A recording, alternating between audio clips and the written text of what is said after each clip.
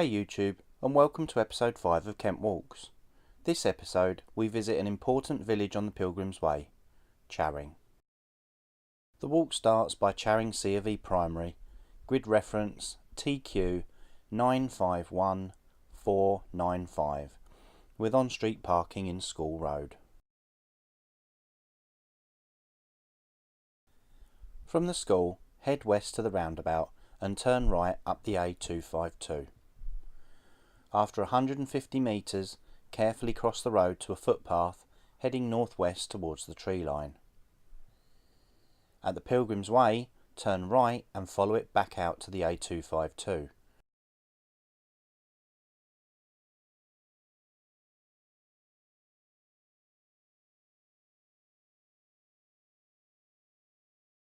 Cross straight over and follow this road past Toll Lane, looking out for a bridleway heading southwest.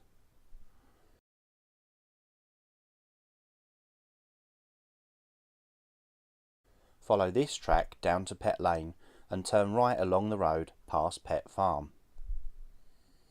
Just past Pet Place, as the road gently veers right, leave the tarmac onto the footpath that leads to Charing Church.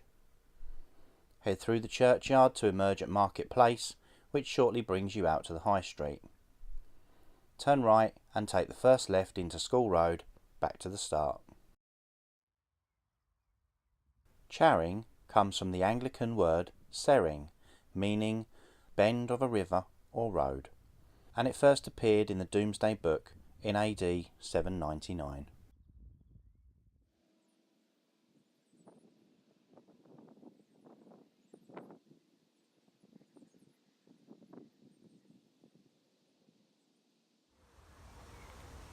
We're now on the long-distance historical footpath, the Pilgrims Way, which carves its way from Winchester in Hampshire to my favourite city in the world, our very own Canterbury, and more specifically, the shrine of Thomas a Becket.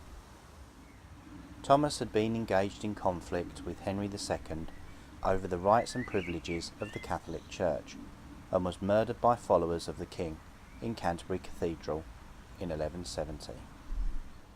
He was canonised shortly after his death and was venerated as a martyr and a saint by both Catholics and Anglicans alike.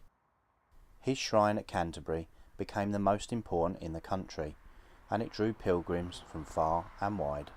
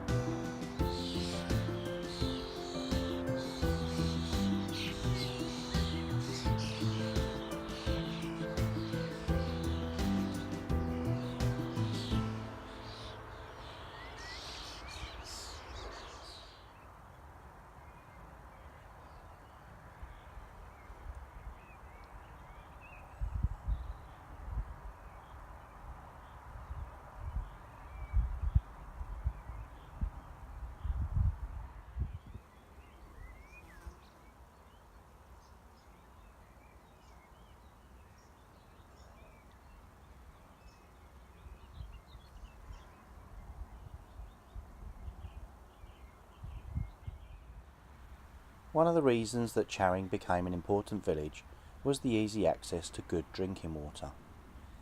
The black and white Tudor house opposite the village hall was once an orphanage and had its own well, which was around 20 feet deep.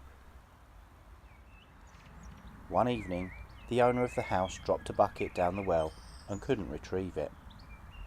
He lowered one of the young orphans down to collect the bucket, but the loop he made as a foothold gave way.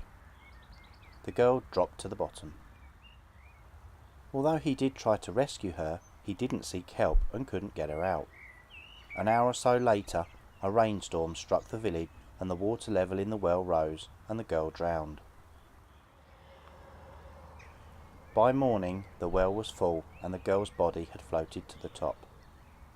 Knowing he was likely to be in trouble, he tried to cover up the events and transferred the body to a large pond just a short distance away, and to make it look like an accident, placed a hoop and stick next to the body, as though the girl had died after falling into the pond while playing. He then informed local villagers that she had strayed and that he had not seen her for some time. When the body was found, the owner's story was believed, but a few days later, muffled cries could be heard from the side of the house where the well was, and then a ghostly figure began to make its presence known. The spine-chilling form is seen as a small child of about 5 years old, sodden and covered in pondweed. Archbishops of Canterbury would stay at the manor house, just outside the churchyard, which became known as the Archbishop's Palace.